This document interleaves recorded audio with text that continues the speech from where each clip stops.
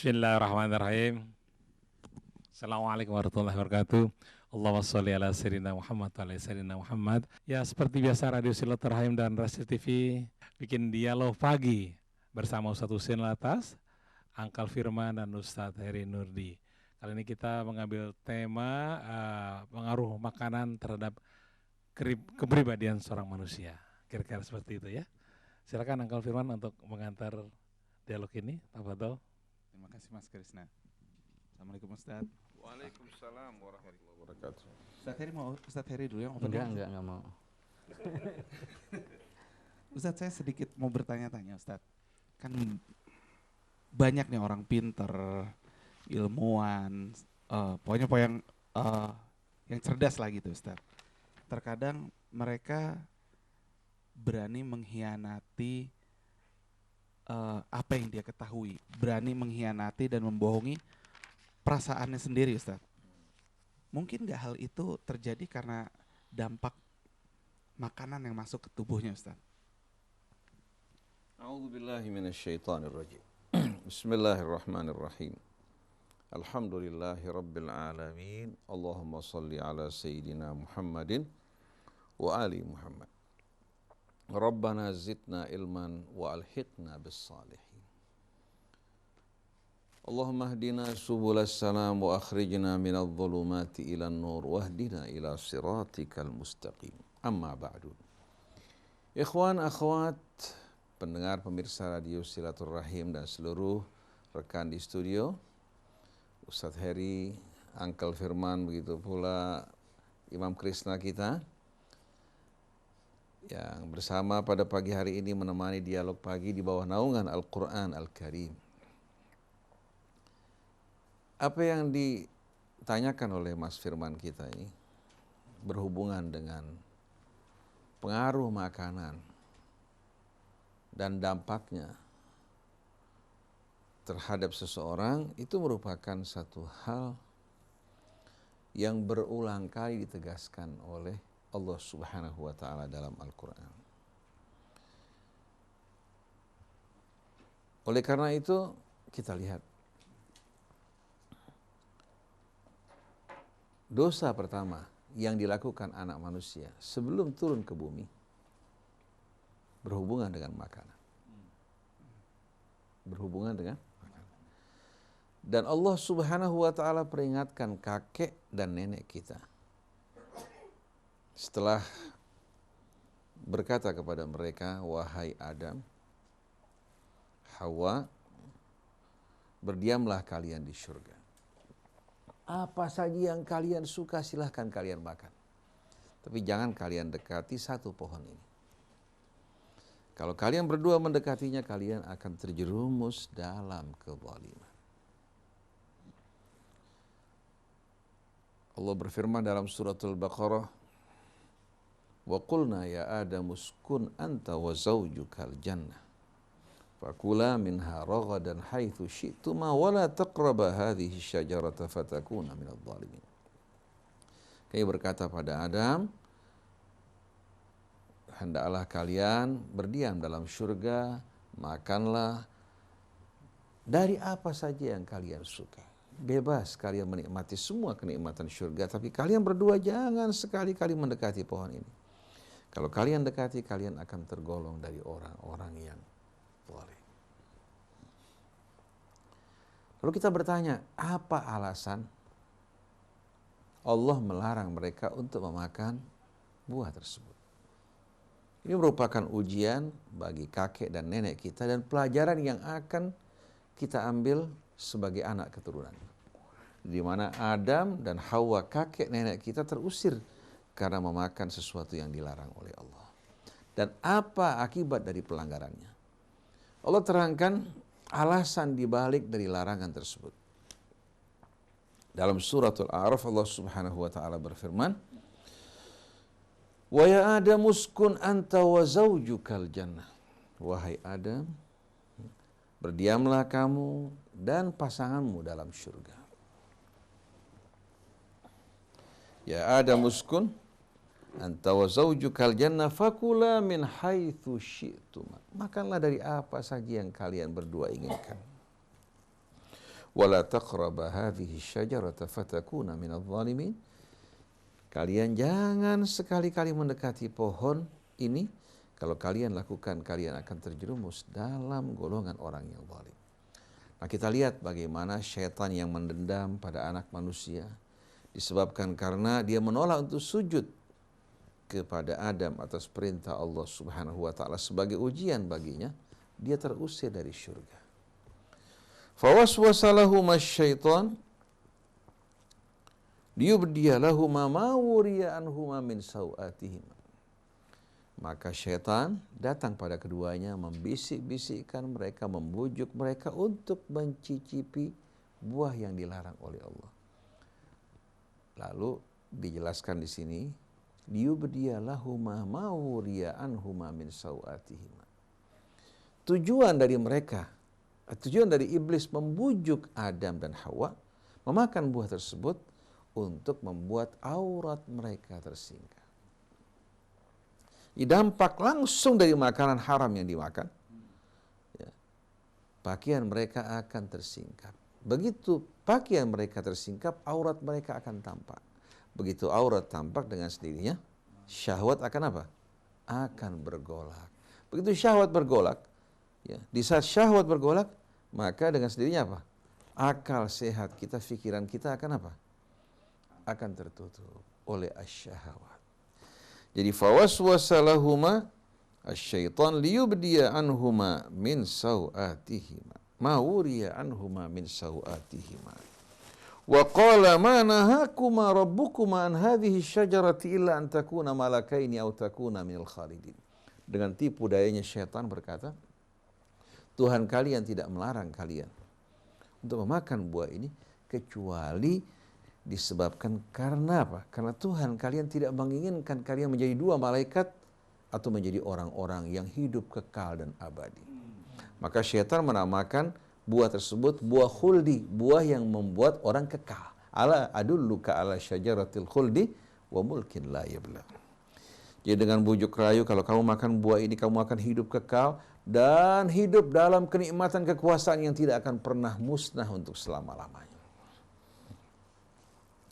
Wa qasamahuma inni lakum ala minan nasihin. Bahkan kedua-duanya bersumpah lagi. Syaitan bersumpah di hadapan keduanya, bahwa saya ini bersumpah, betul-betul saya bermaksud baik, berniat tulus untuk memberikan nasihat kepada kalian.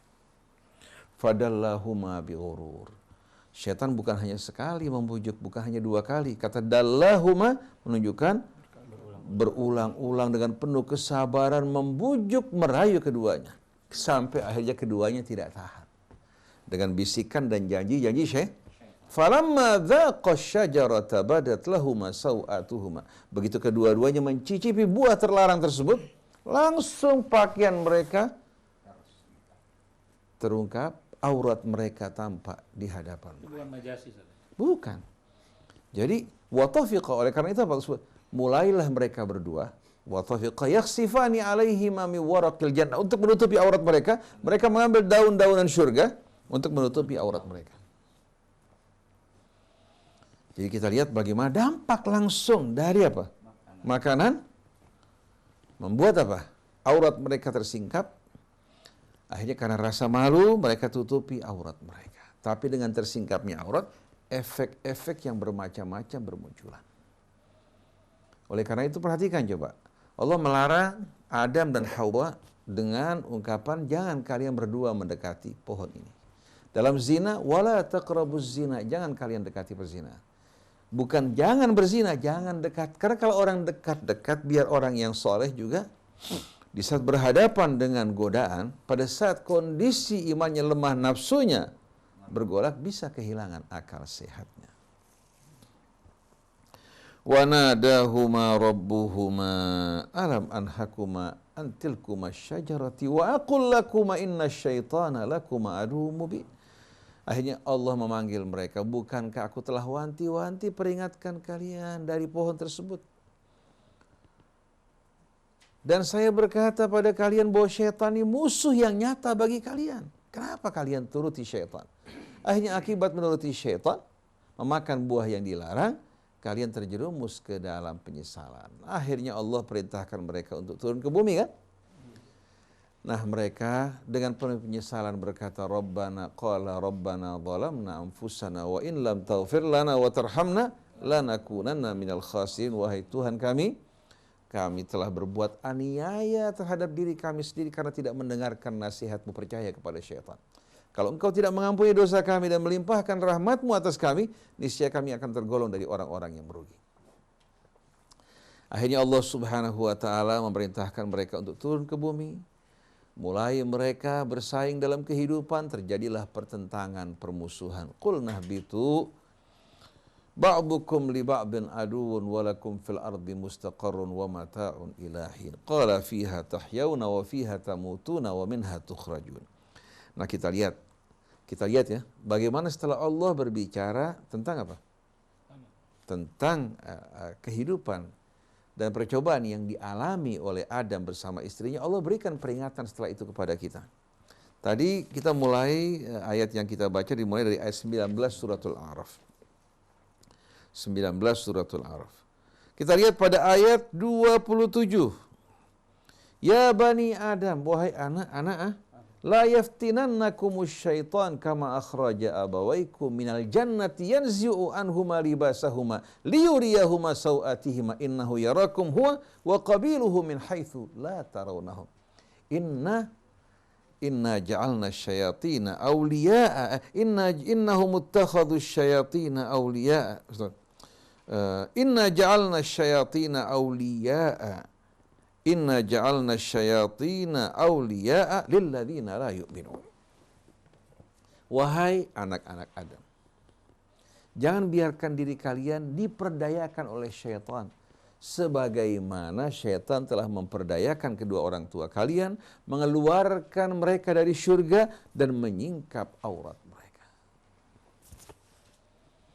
La yaftinannakumus syaitan kama akhraja abawaikum minal jannah yanzi'u anhuma libasahuma liyuriyahuma sawatihima, menyingkap aurat, menyingkap pakaian mereka, melucuti pakaian mereka untuk menampakkan aurat mereka di hadapan mereka.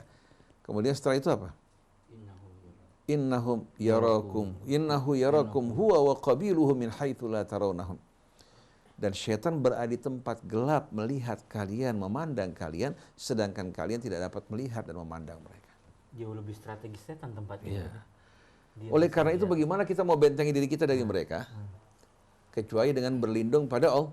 Syaitan tidak akan dengan mudah masuk ke dalam jiwa kita kecuali kalau ada sesuatu yang mengundang dirinya. Nah, makanan yang haram begitu masuk ke dalam tubuh kita, berarti kita buka pintu untuk syaitan masuk ke dalam hati dan jiwa kita. Pusat kendali diri kita. Inna ja'alna syayatina awliya'a lilladzina la yu'minun. Sesungguhnya kami telah menjadikan syaitan-syaitan ini sebagai wali-wali bagi orang yang tidak beriman. Dan subhanallah kita lihat yang lebih jelas lagi, lebih gamblang lagi pengaruh makanan terhadap perilaku. Pada ayat dalam suratul Baqarah kita lihat pada ayat 160 sekian. Saya lupa nomor ayat. Allah Subhanahu wa taala berfirman, Ya ayyuhan nas kulu mimma fil ardi halalan thayyiban.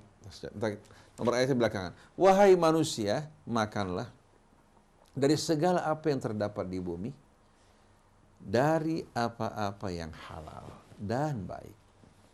Wala tattabi'u khutuwati syaitan, jangan kalian ikuti langkah-langkah syaitan. Innahu lakum aduwwum mubin, sesungguhnya dia musuh yang nyata bagi kalian. Allah berbicara pertama mengenai larangan, perintah untuk memakan yang halal dan thayyib agar kita tidak mengikuti langkah-langkah syaitan dengan memakan yang haram. Kenapa Allah larang kita memakan yang haram? Wala tattabi'u khutuwati syaitin innahu lakum aduwwum mubin innama ya'murukum bis-su'i wal fahsya wa an taqulu 'ala Allahi ma la ta'lamun. Sesungguhnya syaitan dengan makanan haram yang diberikan pada kalian atau yang ditawarkan pada kalian bertujuan untuk mendorong kalian, menjerumuskan kalian ke dalam perbuatan yang amat buruk. Demikian pula perbuatan yang keji dan mendorong kalian untuk berbicara atas nama Allah tanpa dasar pengetahuan. Artinya mendorong kalian untuk berdusta atas nama Allah Subhanahu wa ta'ala. Jadi kita lihat bagaimana tujuan syaitan mendorong kita memakan yang haram agar kita melakukan 3 hal. Pertama, perbuatan yang buruk. Tapi syaitan hiasi di mata kita menjadi indah. Kemudian perbuatan yang keji yang akan betul-betul menodai kehormatan kita. Yang ketiga, berdusta atas nama Allah. Jadi kalau seandainya kita jumpai ustadz, kiai, ulama, habib, betapapun luas ilmunya, kalau sudah kemasukan barang haram, maka dengan mudah syaitan mengendalikan diri mereka. Katakan bahwasannya kita boleh mengangkat pemimpin orang-orang yang tidak beriman untuk kita. Tinggal dicarikan alasan, syaitan tinggal berikan doktrin mereka untuk mengeluarkan alasan-alasan yang seolah-olah indah masuk di akal, padahal jelas-jelasan bertentangan dengan ayat muhkamat yang tidak bisa ditawar-tawar. Kemudian membenarkan perjudian dengan alasan itu SDSP bukan judi. Dulu kan banyak ulama yang membolehkan SDSP kan? Betul enggak? Bahkan pada masa tahun 69-68, Ali Sadikin mensosialisasikan loto. Ada loto jaya. Itu loto bukan judi. Bukan sama sekali. Yang mengadakan programnya pemerintahan. Begitu juga Ali Sadikin membuka rolet, nalo, dan lain sebagainya. Nalo. Karena itu kalau dulu ditanya nomor nalonya. Iya. Kemudian ketika sebagai ulama menentang, sebagian lagi membolehkan. Sampai ketika Kiai Haji Abdullah Syafi'i almarhum menyerang Ali Sadikin karena memperbolehkan perjudian, bahkan melakukan lokalisasi buat perjudian dan pelacuran. Ali Sadikin bilang apa? Kalau kalian nggak setuju, jangan jalan di kota Jakarta. Jalan-jalan dibangun dari uang itu semuanya.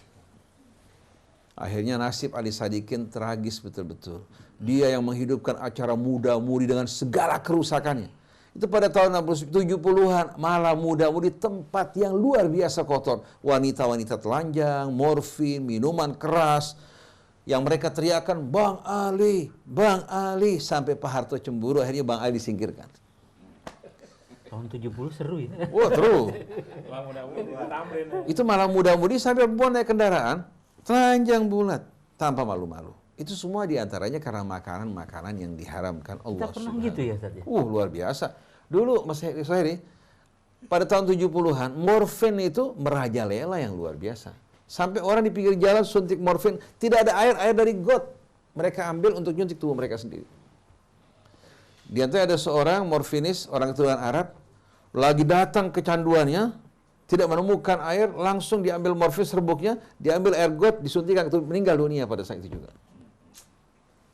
Jadi kalau kita lihat, morfin tahun 70 beraja. Bahkan senjata beredar. Anak sekolah bisa bawa senjata. Sampai terjadi pembunuhan terhadap anak pejabat, baru dibersihkan. Jadi kalau kita perhatikan, Quran menyebutkan dengan tegas, syaitan dengan makanan haram tadi, bertujuan untuk menjerumuskan kalian melakukan perbuatan buruk. Oleh karena itu, para koruptor tidak merasa malu dengan perbuatan mereka.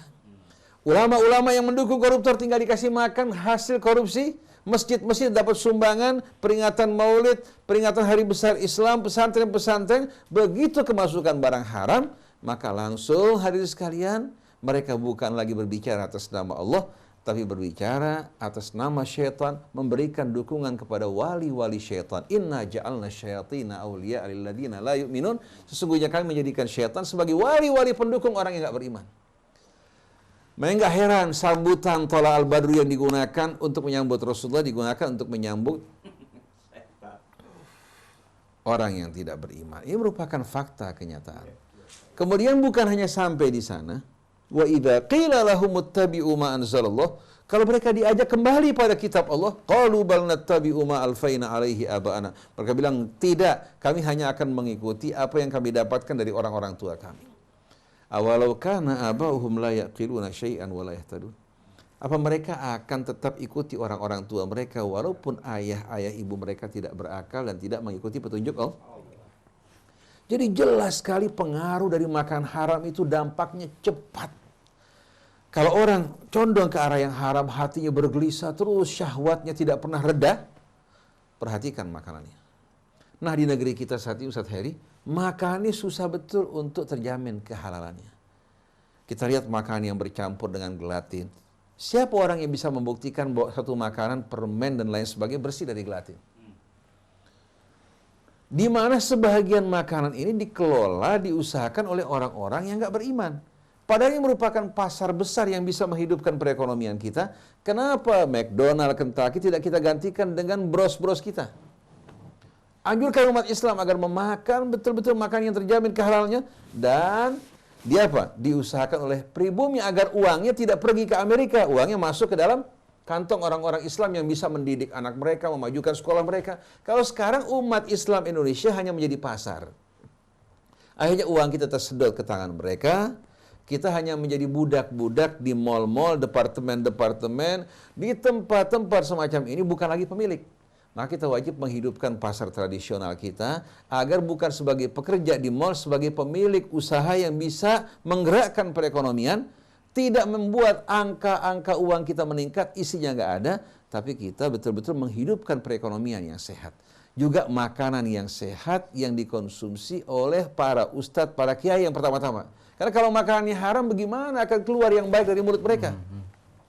Oleh karena itu hati-hati sumbangan dari orang-orang yang tidak bersih hidupnya. Saya ingat Ustaz Heri dulu, pada saat tahun 70-an, 70, kalau ada masjid, ustadz, kiai, habib, terima sumbangan dari Golkar, ditinggalkan oleh umatnya. Boleh tanya sama ulama zaman dulu.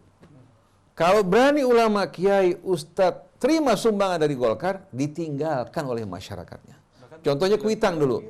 Kuitang dipegang oleh seorang alim yang soleh, Habib Ali bin Abraham Al-Habsyi. Ulama-ulama besar, hufadzul Quran, yang menguasai disiplin ilmu keislaman berkumpul di sana, baik habaibnya, kiainya, ustadznya, fatwa keluar dari sana, ditaati oleh masyarakat. Masyarakatnya hidup bersih, karena ulamanya hidup bersih. Tapi begitu almarhum meninggal dunia, digantikan oleh penerusnya, masjid yang tadinya sederhana dibangun menjadi indah oleh apa? Oleh Golkar. Kemudian mereka mulai berkampanye untuk kepentingan gol dan penguasa yang berkuasa pada saat itu.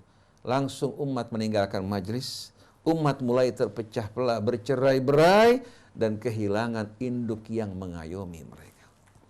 Jadi kita lihat bagaimana pada zaman dulu orang hati-hati, sampai saya ingat satu orang biasa Ustadz Heri tidak mau jalan lewat satu gang. Ditanya kenapa? Saya takut kalau saya lewat gang ini akan disuruh mampir oleh orang-orang rentenir. Akhirnya saya harus minum dari apa? Uang mereka. Dari minuman mereka. Jadi mereka menjaga. Ada satu orang lagi, saya ingat teman saya pendiri, salah satu pendiri Yayasan Rahmatan lil Alamin. Waktu abahnya meninggal dunia, dia pesan sama anaknya, jangan kuburkan saya di kuburan fulan. Kenapa bah? Tempatnya murbi, rentenir. Kuburkan saya di kuburan fulan yang kosong dari para murbi. Karena nggak mau tadi kubur, dia dengar jeritan siksaan api neraka buat siapa? Buat para murbi. Jadi zaman dulu orang jaga kebersihannya, maka orang-orang dulu walaupun ilmunya nggak banyak, tapi rapi-rapi, penuh kecintaan, tidak money oriented, bukan seperti sekarang. Ustadz ulamanya kalau panjarnya nggak besar, nggak mau ngajar. Kalau amplopnya nggak besar, nggak mau juga apa?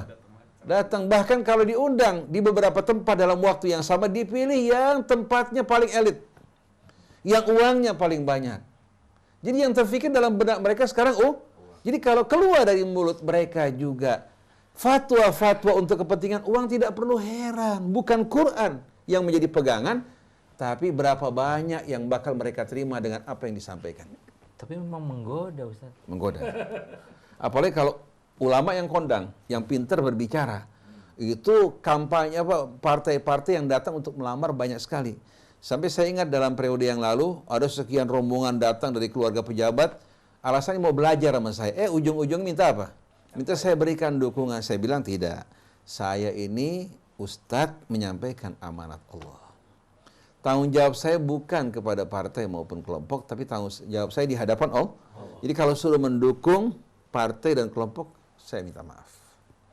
Jadi kita lihat memang tawaran. Ada ustadz mau makan susah, naik kendaraan susah, anaknya juga punya kebutuhan banyak, ditawarkan fasilitas rumah, kendaraan, yang penting dukung kami. Yang bertahan di hadapan ujian semacam ini amat sedikit. Itu orang-orang yang dijaga oleh Allah Subhanahu wa taala. Jadi dalam suasana saat ini, kalau kita dengarkan fatwa-fatwa yang sumbang, yang berpihak kepada orang yang tidak beriman, bukan berpihak kepada orang yang beriman, tidak perlu heran. Periksa makanannya. Periksa makanannya. Ustadz menyampaikan dakwah, tapi justru paling bertentangan dengan Al-Quran. Quran perintahkan untuk menutupi aurat, ternyata anak-anaknya pun tidak diperhatikan. Betul tidak? Ustadz perintahkan orang-orang untuk bertakwa pada Allah, tapi dalam kehidupan rumah tangganya jauh dari ketakwaan kepada Allah Subhanahu wa taala. Ini semua karena pengaruh makan. Oleh karena itu dalam sebuah riwayat dari Nabi kita Muhammad sallallahu alaihi wasallam diriwayatkan dari beliau, innallaha amaral mu'minin bima amara bihil mursalin. Atau innallaha amaral mursalin bima amara bihil mu'minin. Allah perintahkan para rasul sama dengan apa yang Allah perintahkan kepada orang yang beriman. Allah berfirman kepada para rasul, ya ayyuhar rusul kulu minat thayyibat wa'malu salihah. Wahai para rasul, makan yang baik, kerjakan amal soleh. Antara amal soleh sama makan yang baik berhubungan. Punya korelasi. Iya. Kepada orang yang beriman Allah berfirman, ya ayyuhalladzina amanu kulu min thayyibati ma razaqnakum washkuru lillahi in kuntum iyyahu ta'budun. Wahai orang yang beriman, makanlah dari segala yang baik yang kami berikan untuk kalian dan bersyukurlah pada Allah apabila kalian mengaku sebagai hambanya yang mengabdi dan beribadah padanya. Antara tauhid dan makanan yang baik berhubungan. Thumma dzakara ar-rajula ash'atha aghbar yutilus safar. Rasulullah menyebutkan satu orang yang rambutnya kusut, penuh dengan debu, menempuh perjalanan yang jauh. Ini menggambarkan orang yang berangkat ke tanah suci.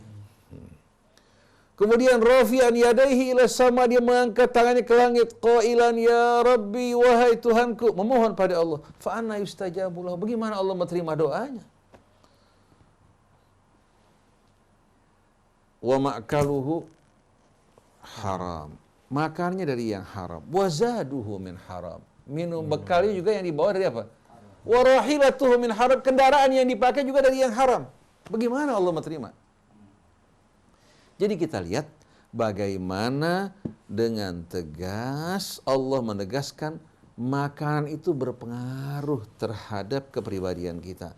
Makanan yang halal yang tidak diharamkan Allah, yang thayyib yang kita dapatkan dari usaha yang baik yang diridhai Allah akan membentuk kepribadian yang baik. Makanan yang haram yang didapatkan dari usaha yang haram akan merusak kepribadian kita. Sebagai contoh yang paling jelas di negeri kita, ada seorang prajurit TNI. Prajurit ini yang soleh, keluar dari pesantren, mengaji, berzikir, beribadah, betul-betul baik. Menikah dengan seorang wanita, putri dari mucikari. Mungkin dia berpikir cinta bakal mengubah segala-galanya. Angkatan laut ya? Angkatan laut. Jadi yang dibunuh angkatan laut. Iya, iya. Nah, jadi kebetulan dia menikah dengan putri mucikari. Pendapatan dia sebagai prajurit berapa sih? Nah, mucikari ini yang berikan dia makan, fasilitas. Dari hasil perbuatan kotor diberikan untuk mantunya ini yang soleh. Lama-kelamaan si mantu jiwanya mengalami kerusakan. Si mucikari mengajak mantunya membunuh keluarga Angkatan Laut. Angkatan Laut berserta keluarganya. Akhirnya dibunuh satu keluarga. Ini kejadian kalau nggak salah di Malang. Surabaya. Ya. Surabaya? Surabaya. Saya lupa itu di Jombang apa Surabaya. Kejadian tersebut ternyata yang menjadi pelaku sang mantu yang tadinya begitu soleh. Orang terheran-heran kok bisa berubah menjadi kejam sedemikian rupa. Karena apa? Makan. Nah, kalau kita analogikan sederhana, saya mau tanya kira-kira Mas Kristen, orang kalau makan pete kencingnya bawa apa? Bawa pete. Makan kemangi? Bawa kopi. Betul nggak? Orang kalau makan nasi ulam pakai kemangi. Waktu buang air kecil, buang air besar bawa kemangi nggak? Iya, makan pete bawa pete nggak? Begitu juga makan yang haram ke tempat yang haram. Kullu lahmin nabata min suhtin fannaru aulad. Kemah nih Ustaz. Iya, jadi dalam surat Al-Baqarah tadi ayat berapa lupa saya nomor ayatnya. Kita sudah hafalin nomor ayatnya selalu lupa. Rupanya saya nggak punya nasib untuk ngapain nomor ayat nih. Jadi tadi ayatnya dalam Al-Baqarah Ya ayyuhan nas ayatnya 168. Ya ayyuhan nasu kulu mimma fil ardi halalan thayyiba wa la tattabi'u khutuwatis syaitan innahu lakum aduwwum. Ayat 168 surat Al-Baqarah sama tadi surah Al-A'raf ya. 19. Kemudian ya ayyuhalladzina amanu kulu min thayyibati ma razaqnakum, itu ayat 172 dari surat Al-Baqarah. Jadi masalahnya jelas Mas Iman, kita nggak perlu heran pada saat seperti ini kita jumpai apa? Tokoh-tokoh kita terbagi dua. Ada yang berpihak kepada orang yang tidak beriman atau seiman dengan kita. Ada yang berpihak kepada Al-Quran dan orang yang beriman. Dia melihat ayat-ayat Quran, dia menafsirkannya sebagaimana yang diinginkan Allah dari ayat-ayat muhkamat, bukan menggiring Al-Quran untuk mengikuti pendapat persepsi pribadinya atau tujuan-tujuan duniawinya. Dan itu pasti tidak akan salah. Kalau mereka sampai menyelewengkan ayat Allah, pasti penyebabnya diantaranya makanan yang haram. Waliyadzubillah. Tadi Ustaz Hussein menceritakan tentang secara substansi pengaruh makanan terhadap saya itu cuman menggabung-gabungkan, oh betul juga ya bahwa khutuwati syaitan itu langkah-langkah setan itu memang berada di sekeliling makanan Ustaz. Luar biasa. Misalnya contohnya gini, antum kalau ke mall pernah ngeliat jam nggak? Jarang. Nggak ngelihat. Karena memang mall itu didesain agar kita melupakan waktu. Tiba-tiba berapa jam itu? Tiba-tiba nggak ada konsep cahaya, nggak ada konsep pagi, petang, malam, nggak ada. Memang di konsep agar kita tidak mengenal waktu. Dan ketika kita berada di mall, space and time itu hilang. Misalnya contohnya, kalau Uncle Firman kita bius nih Ustadz sekarang, kita masukin di mall Grand Indonesia taruhlah. Lalu kemudian kita bius lagi, kita pindah ke Singapura. Antum masih sadar sudah pindah negara? Enggak. Karena bahkan baunya, sinarnya, cahayanya, konsep desain interiornya sama. Itu by design. Itu merasakan malam sama siang sama. Sama Ustaz. Kecuali di Plaza Cibubur, Ustaz, masih kerasa. Beda. Karena ada hujannya kita nggak tahu. Itu Plaza Rakyat. Plaza Rakyat itu yang pertama itu.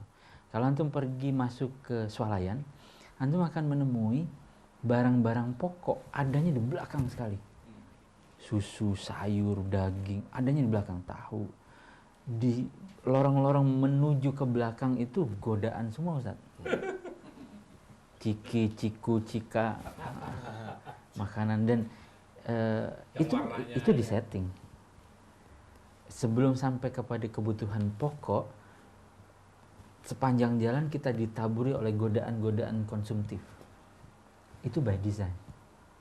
Rak paling bawah itu rak paling murah. Dan antum akan melihat rak paling bawah itu akan dipenuhi dengan makanan anak-anak. Dan makanan anak-anak itu akan menampilkan gambar, logo, simbol, maskot yang wajahnya itu akan menatap ke atas, Ustaz.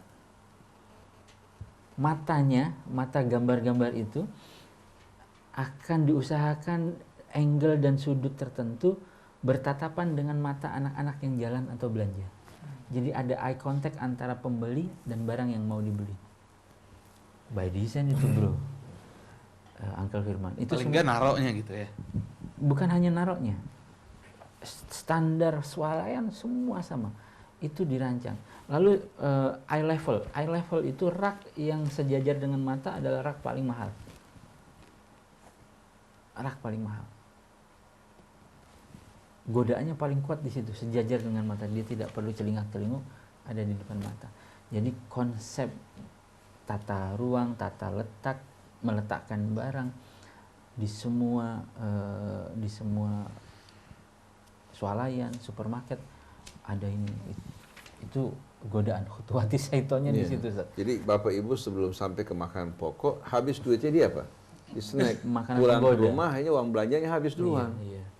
Karena itu kita diajari kalau mau ke tempat-tempat seperti ini, bacanya khubusi wal khoba'is. Terus penting sekali, daftar belanja itu penting sekali. Ini yang sebetulnya selain radio Silaturahim dan TV Rasil mengajarkan hal-hal yang substantif, kita juga peduli dengan hal-hal yang teknis. Kalau mau ke swalayan jangan pergi tanpa daftar belanja, bawa daftar belanja. Malah yang lebih substansi lagi, hidupkan pasar umum, Pasar rakyat, tradisional. pasar tradisional. Meskipun pergi ke pasar tradisional, tetap bawa daftar belanja. Apa yang dibeli, apa yang diperlukan, tujuan jelas. 1, kedua, ketiga, keempat. Teknologi dan rekayasa genetika pangan ini luar biasa, Ustaz. Misalnya biofuel, makanan sudah menjadi bahan bakar, jagung sudah jadi bahan bakar, singkong sudah jadi bahan bakar, bahkan pokok bahan-bahan tanaman pokok sudah jadi bahan bakar, merusak tanah, merusak kehidupan, penyerbukan, rekayasa genetik, dipaksa berbuah dan tumbuh lebih cepat. Lalu sapi, ada satu film menarik sekali, satu filmnya judulnya Food Inc. Agar sapi itu empuk, ini bukan hanya sekedar daging wagyu ya, yang dipelihara, yang dipijit, diberikan minuman keras. Bir. Ini sapi itu diusahakan tidak bergerak supaya ototnya tidak terdevelop, Ustaz. Lemaknya, saya ngomong lemak jadi ngeliat Uncle Firman. Jangan gitu ya, Ustaz. Jangan gitu, Kan saya nggak kayak sapi, Ustaz. Itu, Ustaz, sampai dibuat sapi ini less motion. Bagaimana satu sapi ini pergerakannya itu nggak banyak, supaya muscle-nya itu tidak terdevelop. Jadi di lambungnya dibolongin, Ustaz.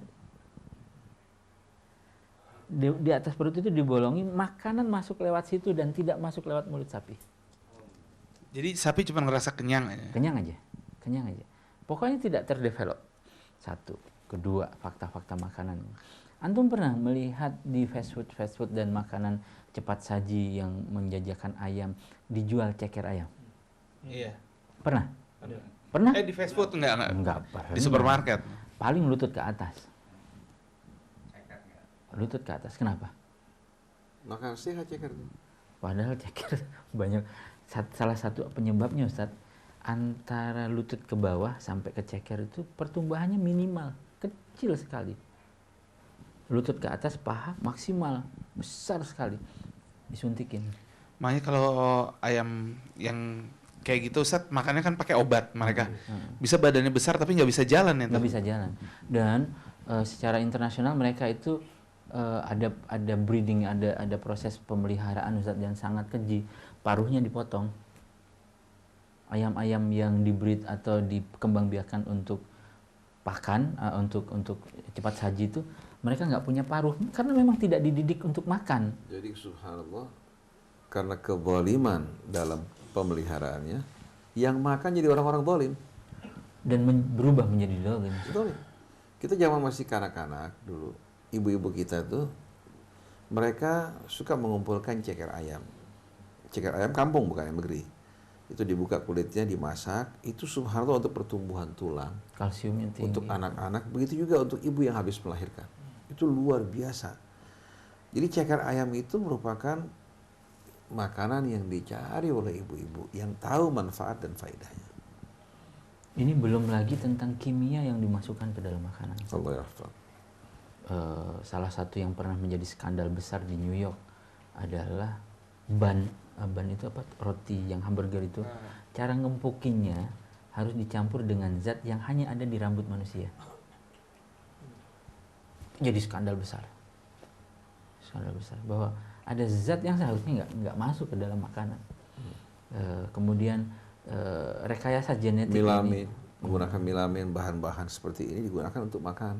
Dan ditemukan kan pada susu-susu yang diberikan untuk anak-anak. Ini yang disebut GMO atau genetic modified object dan food ini banyak yang menentang, sangat banyak. Karena itu muncul gelombang organik, masyarakat tumbuh kembang masyarakat yang sangat peduli dengan kualitas makanan, kembali kepada organik, sayur-sayuran yang bersih. Ini kita diperintahkan oleh Rasulullah SAW, udah bukan apologetik, bukan, Tapi ayo kita hidupkan kembali makanan seperti ini gitu. Yang semua orang concern, makanan ini datang dari mana ya sumbernya? Siapa yang jual ya? Prosesnya bagaimana? Kalau hulunya halal, sumbernya thayyib, oke. Lalu kemudian tata cara kelola makanan, wakulu wasrobu wala tusrifu, jangan, itu kan perintah Quran ya. Betul. Minum makan tapi jangan Begitu berlebihan. bicarakan masalah celana cingkrang, yang nggak dibicarakan dalam Quran itu yang masalah makanan yang masuk ke dalam tubuh kita. Ustaz, kalau Ustaz pergi ke makan-makan cepat saji, Ustaz akan selalu ditanya, mau tambah yang jumbo? Tambah cuma 1.500 atau 1.000 loh. Kenapa jumbo tuh? Ukurannya lebih besar. Upsize, di upsize. Upsize. Ukurannya Tambah lebih besar. 1.500 saja. Tambah 1.000 atau 1.500, kita dari medium ke large. Kalau saya nggak ditanya Ustadz, mereka, oh udah ngerti gitu. Nggak kayak sih ditanya. Sementara perintah kita adalah Kurang. wala tusrifu. Iya. Alhamdulillah saya sudah sekian lama tidak makan makanan yang mengandung mecin, termasuk diantaranya super mie, Indomie dan lainnya. Tidak masuk ke McDonald, tidak masuk ke Kentucky, tidak masuk ke tempat-tempat seperti ini. Dan kita rasakan semenjak kita sekeluarga berupaya menjauhkan hal ini, terbebas dari migran. Itu nggak enak gampang. kumpul sama Ustaz di sana. Bahkan sampai dalam acara-acara perkawinan pun saya berusaha kalau acara perkawinan yang menyajikan makanan yang banyak, saya tidak makan. Ustaz, Karena tidak bebas dari mecin. Saya sama Iman kan masih seneng jajan. Gimana Ustaz ya? Cara menjembatani Ustaz? Jadi saya kira memang kita ini memang sudah wajib hukum, bukan lagi apa? Bukan lagi mustahab, wajib kita untuk mengajak umat Islam untuk membuat makanan-makanan sehat yang bersih dari penyedap, bersih dari pewarna yang nggak baik, dari unsur-unsur yang haram.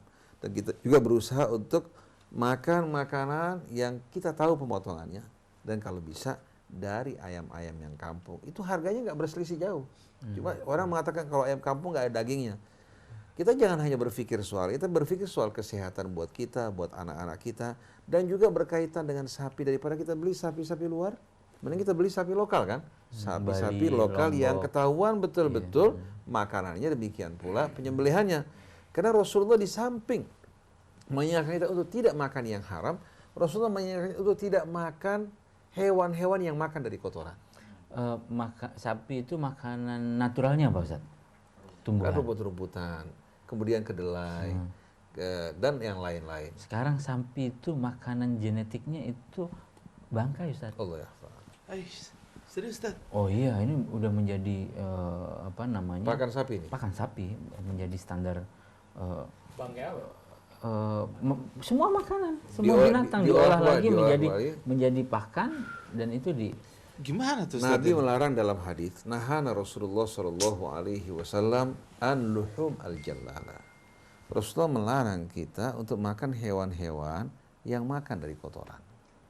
Jadi sebagai contoh ayam kalau makan kotoran tidak boleh dimakan dagingnya hatta yustatab lahmuha, sampai dibersihkan dagingnya, yaitu diasingkan, makan makanan yang bersih selama sekian lama, setelah berganti pertumbuhan sel tubuhnya baru kita boleh makan. Begitu juga ikan. Ikan dari makannya ikan yang makan kotoran tidak boleh kita makan sampai kita bersihkan. Katakan kita pindahkan ke kolam yang bersih, makan yang bersih selama kurang lebih 1 bulan, baru setelah itu kita makan. Oleh karena itu kita temukan di Jawa Barat pada umumnya. Saya jumpai di empang-empang itu penuh dengan ikan-ikan yang makan dari kotoran. Kan tempat buang airnya dari mana? Akhirnya jiwanya waliyadzubillah yang makan makanan seperti ini, jiwa yang betul-betul gampang dan rapuh sekali untuk apa? Rapuh sekali untuk melakukan perbuatan-perbuatan yang keji dan perbuatan khianat. Orang yang suka makan-makan seperti ini dengan mudah terjerumus ke arah perbuatan yang keji dan perbuatan khianat. Karena bahaya dari makan yang kita makan kan? Iya. Jadi seharusnya seperti yang Sa'ad bin Abi Waqqas tanyakan pada Rasulullah SAW, ya Rasulullah, mohon kepada Allah agar menjadikan doa saya doa yang mustajab. Rasulullah katakan, atib mat'amaka wa masyrabak, bersihkan makanan minummu, takun mustajab berdoa, niscaya doa kamu akan dikabulkan.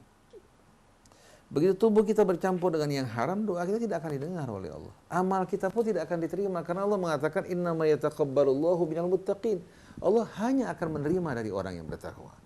Jadi kalau seandainya pejabat memberikan bantuan, pengusaha-pengusaha konglomerat, apalagi dari non-muslim, mereka berikan sumbangan untuk kita, hati-hati.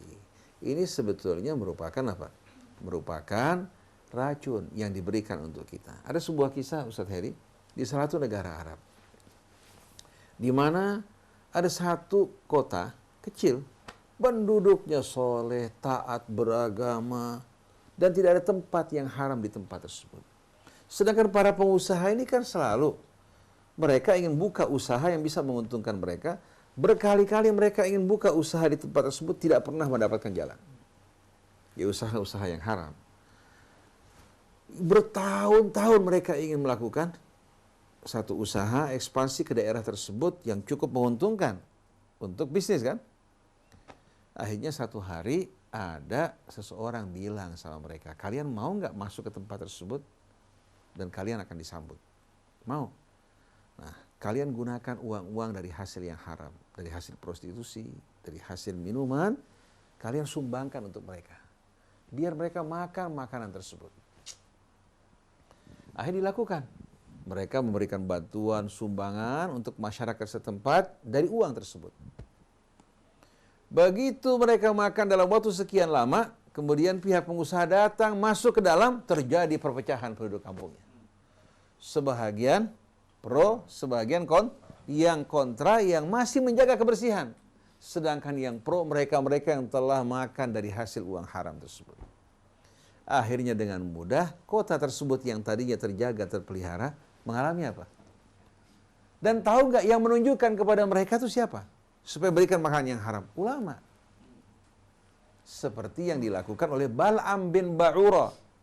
Ketika kaumnya minta kepada Bal'am untuk berdoa demi kemenangan mereka dalam peperangan menghadapi orang-orang yang soleh, beriman, bertakwa.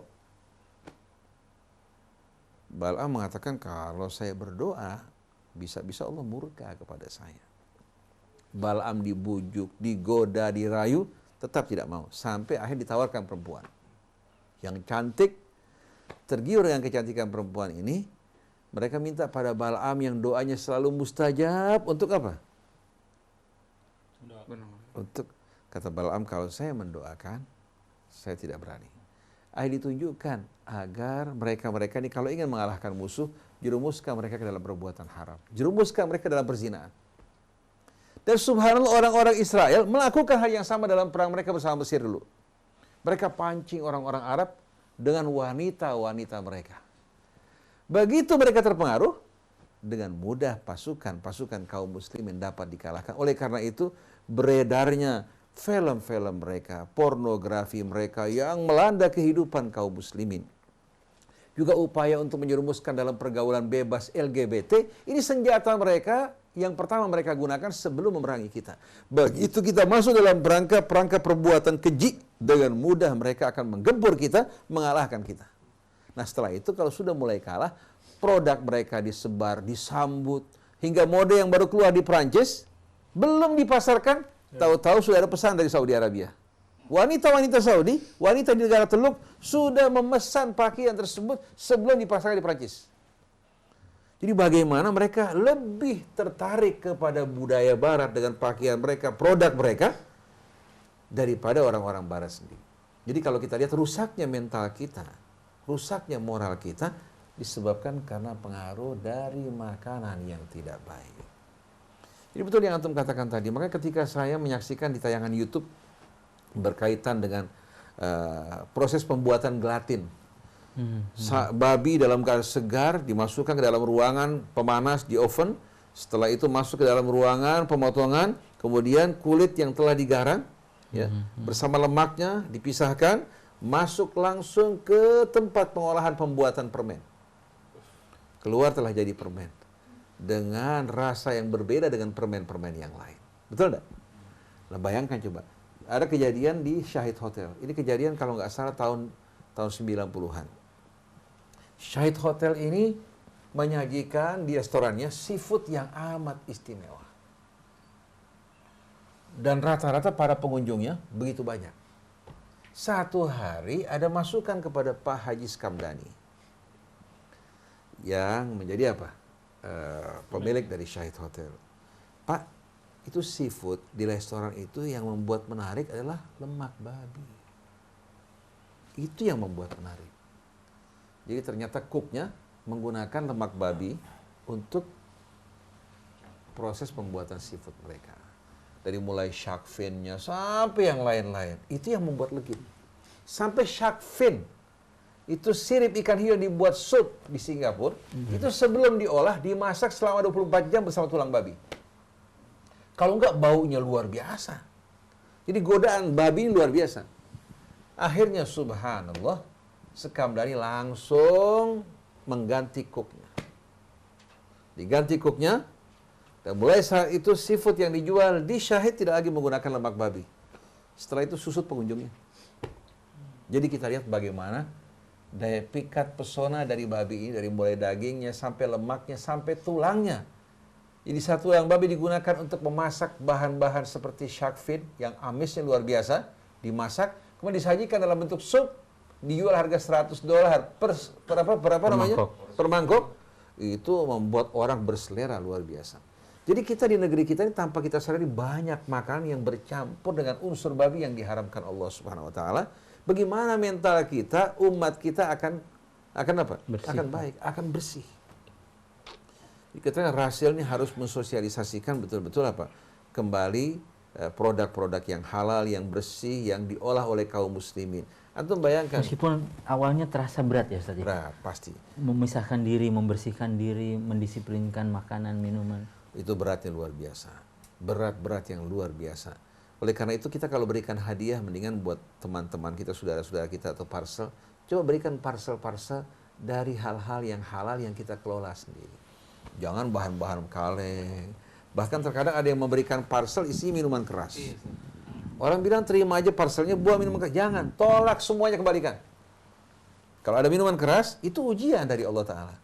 Kalau kita terima parcelnya, kita buang minuman kerasnya, mereka mengatakan kita sudah terima.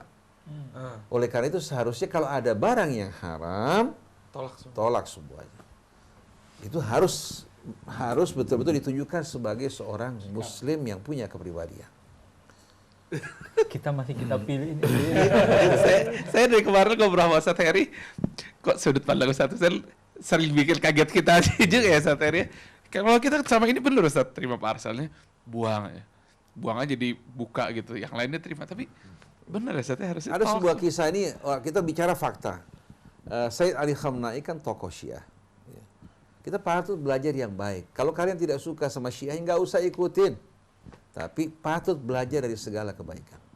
Ketika dia turun di Nairobi kalau tidak salah.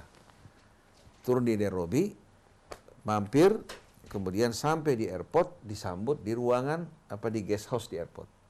Begitu dia masuk bersama rombongan, dijumpai ada minuman keras. Langsung dia keluar lagi. Dia mengatakan kami tidak akan masuk ke dalam satu majelis ada minuman keras. Langsung mereka singkirkan minuman keras, baru apa? Mereka masuk. Kan dalam hadis disebutkan, la'anallahu syaribal khamri. Betul enggak? Allah melaknat orang yang minum khamr. Kemudian apa? Wa bai'ahu, yang menjual, wa jalisahu, teman duduknya pun dilaknat. Artinya tujuannya agar kita menjauh. Jadi sekarang kita ditawarkan minuman, maaf saya lagi nggak enak badan. Saya lagi kurang sehat, nggak bisa minum minuman keras. Mesti tunjukkan. Kalau ada minuman, saya akan tinggalkan majelis. Jadi kan masalah bisnis Ustaz, bagaimana nanti klien-klien kita akan pergi, Allah kirimkan klien yang lebih baik lagi. Betul enggak? Daripada kita bekerja sama dengan syaitan. Jadi kalau seandainya kita bisa membangun usaha yang halal, yang bersih, ini pasar besar Ustaz Heri. Coba kalau seandainya dari mulai pagi sampai malam hari orang-orang Islam ini mengkonsumsi betul-betul produk halal bersih yang dikelola oleh orang-orang kita. Pagi hari dari mulai nasi ulam, nasi uduk, ketan, lontong isi, lontong sayur. Seperti di Singapura aja kita lihat di Newton, itu makanan tradisional. Jadi kalau dari pagi mereka kembali kerja, mampir makan di situ. Siang ada makanan spesial buat mereka.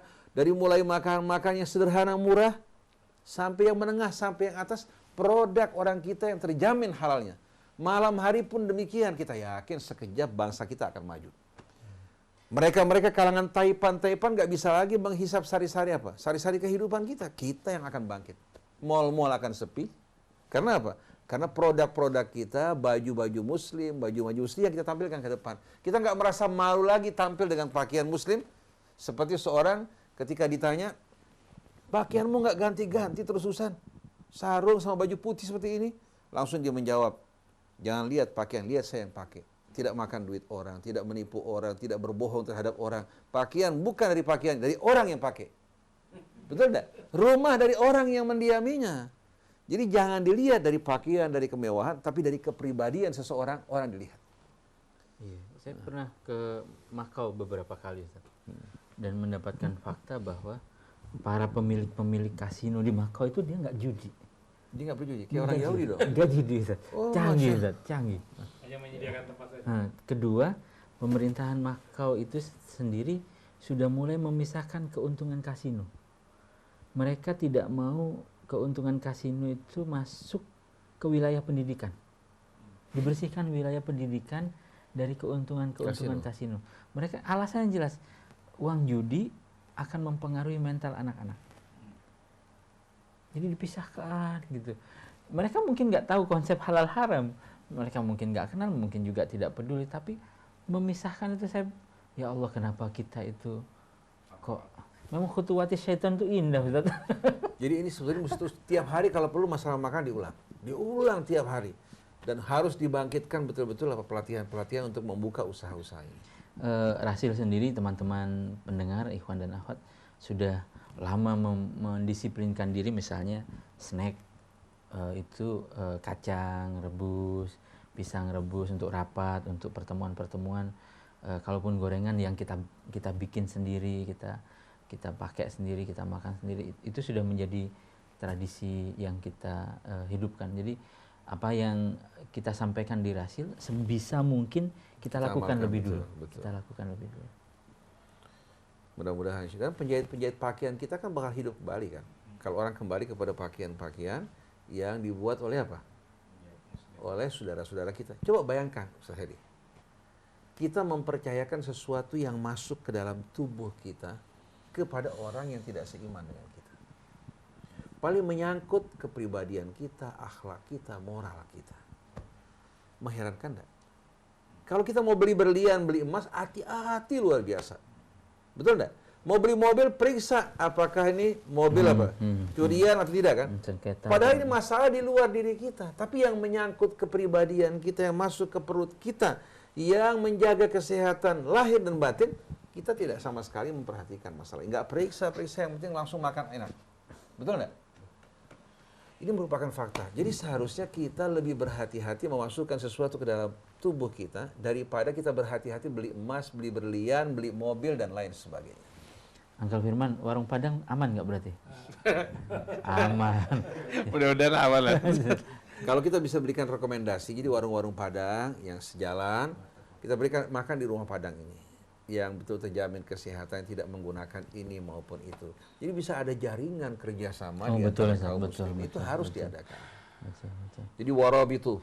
Bukan hanya sekedar kita kerja masing-masing, tapi ya ayyuhalladzina amanu sabiru wasabiru warabitu wattaqullaha la'allakum tuflihun. Saya punya teman udah meninggal dunia.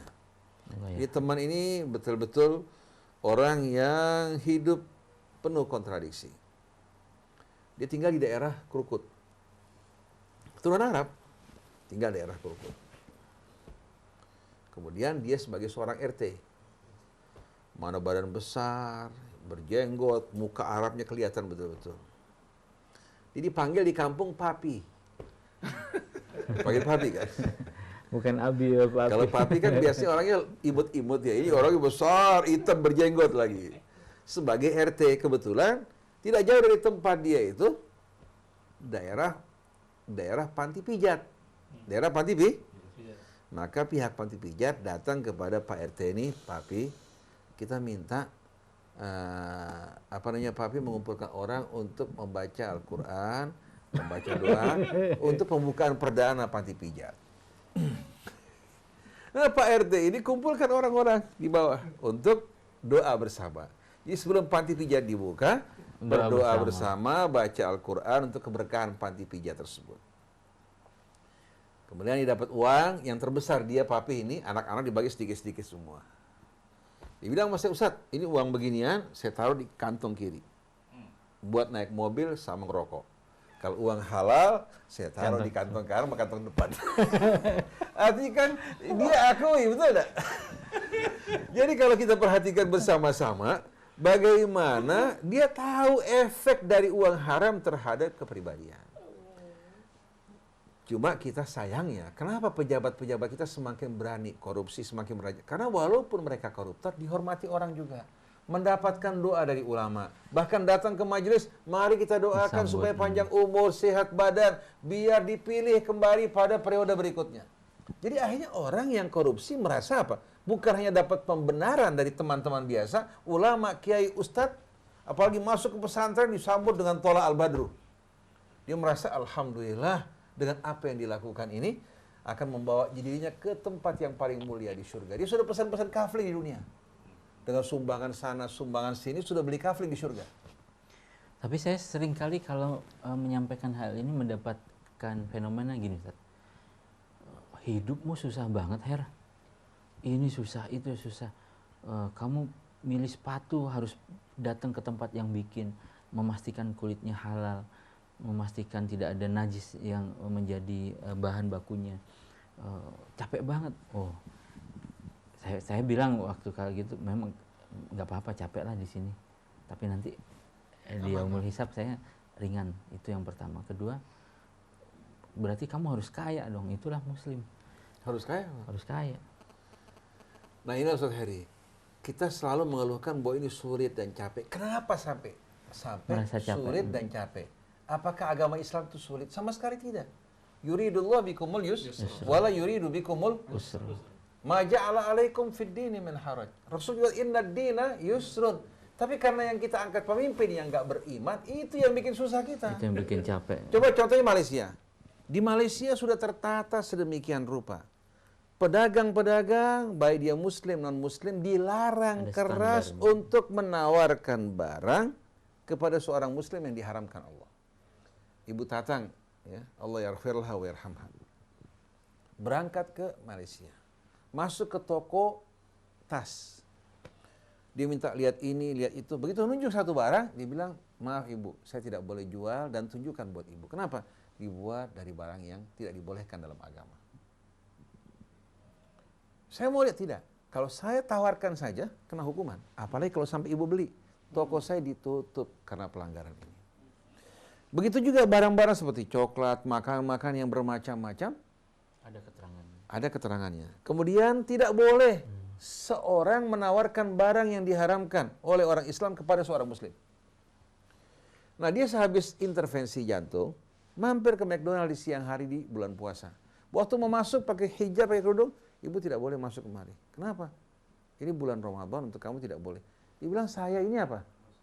Musafir dari Jakarta, ini saya, maaf, kalau saya terima ibu, datang polisi, saya dikenakan sanksi.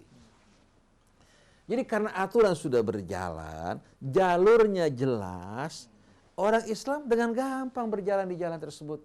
Nah, kalau kepemimpinan diserahkan kepada bukan orang Islam, yang dibangun mall dan super mall yang mendukung karangan Taipan. Makanan-makanan juga yang beredar, makanan-makanan yang tidak Islami kan? Pasar-pasar yang dibangun bukan yang berpihak kepada rakyat. Jadi bagaimana mereka mengatakan bahwasannya kepemimpinan boleh dipegang orang di luar Islam dengan alasan profesionalitas dan lain sebagainya. Tapi bukan berarti main asal pilih orang Islam. Kita mau orang Islamnya yang betul-betul apa? Jujur, amanat, berpihak kepada rakyat. Saya dengar bahwa calon gubernur kita ini yang muslim akan membangun kewirausahaan. Akan membangun 200.000 pengusaha. Mudah-mudahan baik itu Pak Anies atau katakan Pak Agus yang terpilih, mereka harus sadar, mereka dipilih itu dipilih atas dasar wala kita kepada Allah, kepada Rasul dan agama kita. Jangan sudah naik di atas mereka lupa, beranggapan mereka raja dapat berbuat sesuka hati mereka. Kita ingin rakyat mengontrol mereka. Mengontrol, mengawasi mereka. Kalau mereka tidak menjalankan amanat Allah, tarik kerahnya, suruh turun, gantiin sama yang lain. Kalau perlu Angkal Firman yang tampil ke depan. Jadi betul-betul kita ingin pemimpin yang memfasilitasi umat Islam untuk dapat hidup bersih sesuai dengan agamanya. Dan bagi orang-orang di luar Islam, silahkan mereka melakukan makan, minum, hidup dengan cara mereka selagi tidak mengganggu kepentingan umum. Betul enggak? Artinya kalau mereka mengganggu kepentingan umum, contohnya di bulan puasa mereka buka restoran secara semena-mena, kita nggak bisa terima. Kalau mau buka, buka di dalam untuk kalangan mereka. Betul enggak? Untuk orang Islam, bagi kaum muslimin makanan yang tersedia, pasar-pasar yang tersedia, semua yang sesuai dengan agama mereka, insya Allah nggak ada kesulitan. Karena kita mendua, kita orang Islam, tapi tidak menjalankan hukum Islam. Kita menerima pemimpin yang bukan orang Islam, beginilah akibatnya. Bingung kita mau. Tapi ya fakta kita tidak boleh menyerah dengan keadaan yang memang Betul. ya sudah complicated banget gitu.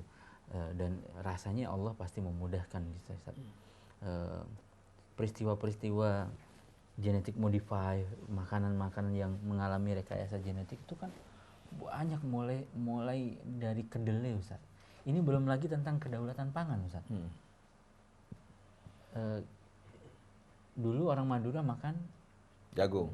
orang Papua makan sagu, Maluku gitu. Lalu yang beras pun Maluku, Jawa beras, Sumatera beras itu pun beda-beda jenisnya.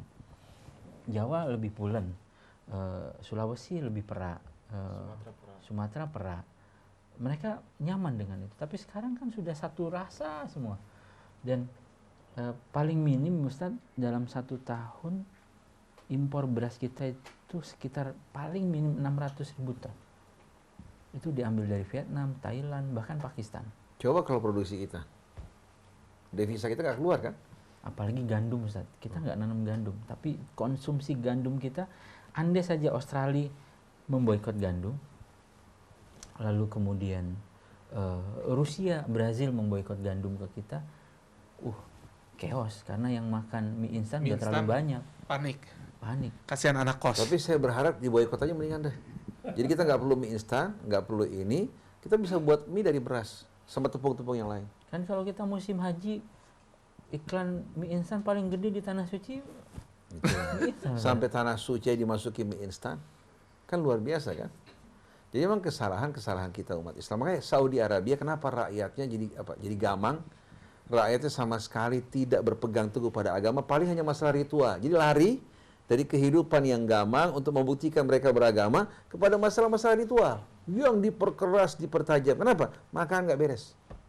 Sampai di Ka'bah kita lihat berbagai macam franchise dari makanan-makanan yang seharusnya tidak boleh sama sekali disajikan di sana. Hotel-hotel franchise yang dimiliki oleh Zionis kok bisa masuk ke Tanah Suci, bahkan di seputar Ka'bah Baitullahil Haram. Ini mengherankan luar biasa nih. Penjajahan secara massal masuk ke dalam wilayah umat Islam sampai di 2 kota sucinya. Jadi sebetulnya kita ini dijajah oleh gaya hidup ya Ustaz. Betul. Bukan lagi penjajahan secara fisik, tapi pikiran, gaya hidup, pola makan. Semuanya membelenggu kita. Dan bayangkan kalau sampai kedelai yang kita kan sering bangga, kita makannya tahu tempe, kedelainya dari Cina Ustaz, dari Amerika. Jadi gimana kita mau bangga gitu? Siapa wali kota Bandung, Ridwan Kamil, dan wali kota Depok, Nur Mahmudi Ismail, ketika menyerukan satu hari tanpa nasi untuk wilayah masing-masing, diledek banyak orang. Urusin aja deh macetnya Bandung, urusin aja deh macetnya Depok, baru ngurusin makanan orang. Jadi kita itu sering dibentur-benturkan regulasi-regulasi yang baik dengan kenyataan-kenyataan pahit gitu Ustaz. Jadi memang rakyatnya mesti dibina oleh para ulamanya dulu, turun ke bawah membina dan memberikan contoh. Maka saya termasuk orang yang amat mengagumi Gandhi. Dia melakukan perubahan di India yang penduduknya jauh lebih besar dibandingkan kita. Rakyatnya miskin, penuh penderitaan. Jadi bagaimana dia mampu membebaskan India dari penjajahan Inggris. Dan monopolinya termasuk dalam pembuatan garam dan lain sebagainya. Kita saksikan bagaimana Gandhi dengan berpakaian sederhana, minum dari susu kambing yang amat sederhana, padahal dia seorang berpendidikan tinggi. Hingga tidak heran kalau dia dikagumi, dipuja oleh rakyat India, karena memang kepribadian yang luar biasa. Jadi kelihatannya kita harus mulai dari kita nih Ustaz Heri. Di India itu fast food gagal masuk Ustaz, kecuali di kota-kota tertentu yang pusat-pusat kota. Di masyarakat fast food itu ditolak karena memang tidak sesuai dengan tradisi hidup masyarakat lokal. Ya, apalagi kalau kita membicarakan Gandhi ya. Saya punya salah seorang guru SM Muhammad Idris di Malaysia, itu beliau salah satu muridnya Gandhi. Umurnya sekarang 80 tahun lebih, Ustaz. Setiap hari bajunya cuma 2 potong, putih-putih, baju kurta aja, Ustaz.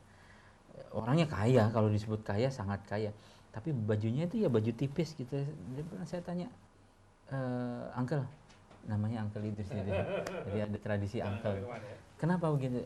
Kata dia, apa sih yang diperlukan manusia? Cuma untuk nutupin auratnya udah cukup.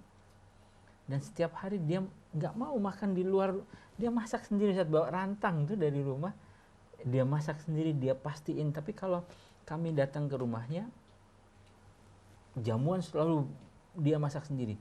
Makan diminta yang, ayo makan yang banyak Heri, tenagamu diperlukan untuk masyarakat.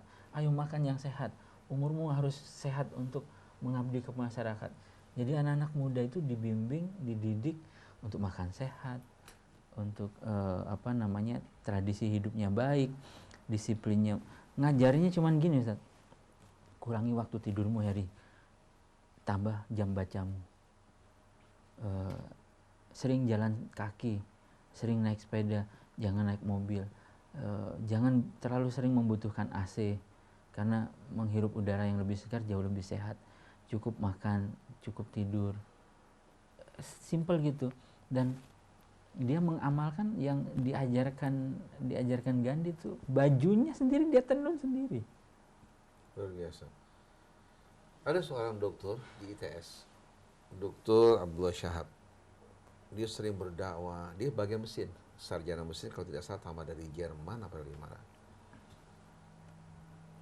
Dari mulai dia pulang dari luar negeri sampai ke, tidak pernah mengikuti gaya hidup seperti orang sekarang, tidak punya handphone, naik sepeda. Enak banget nggak punya handphone. Naik sepeda, tidak punya handphone, mengajar di ITS, pulang ke rumah membina. Kehidupannya juga sederhana.